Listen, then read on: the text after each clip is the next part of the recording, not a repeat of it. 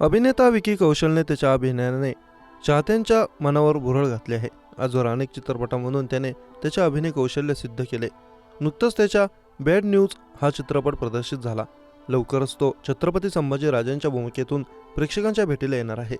या चित्रपटाचा टीजर प्रदर्शित झाल्यापासून प्रेक्षक या चित्रपटाची आतुरतेने वाट पाहत आहेत.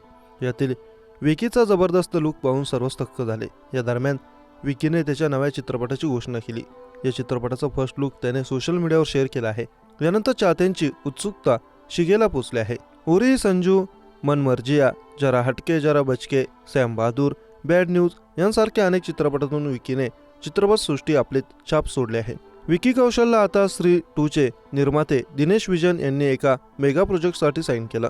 दिनेश विजनच्या या चित्रपटात विकी कौशल भगवान परशुरामांची भूमिका साकारणार आहे. या चित्रपटाचे शूटिंग नोव्हेंबर 2025 मध्ये सुरू होणार आहे.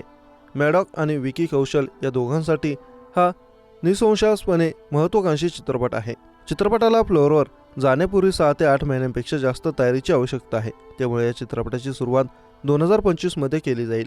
या चित्रपटाच्या प्री प्रोडक्शनचे काम पुढील वर्षी जानेवारीमध्ये सुरू होणार असून पुढच्या वर्षी नोव्हेंबर महिन्यात हा चित्रपट फ्लोअरवर आणण्यासाठी निर्माते पूर्ण तयारी करत आहेत. हा सिनेमा दिनेश विजनच्या बॅनरखाली बनणार आहे. या दरम्यान विकी संजय लीला भन्साळी यांच्या मेगा बजेट चित्रपट लव्ह अँड वॉरमध्ये सुमारे 200 दिवस शूटिंग करणार आहे. लव्ह अँड वॉरमध्ये विकी सोबत रणबीर कपूर आणि आलिया भट्ट मुख्य भूमिकेत दिसणार आहेत. विकी कौशल पहिल्यांदा संजय लीला भन्साळी सोबत काम करताना दिसणार आहे.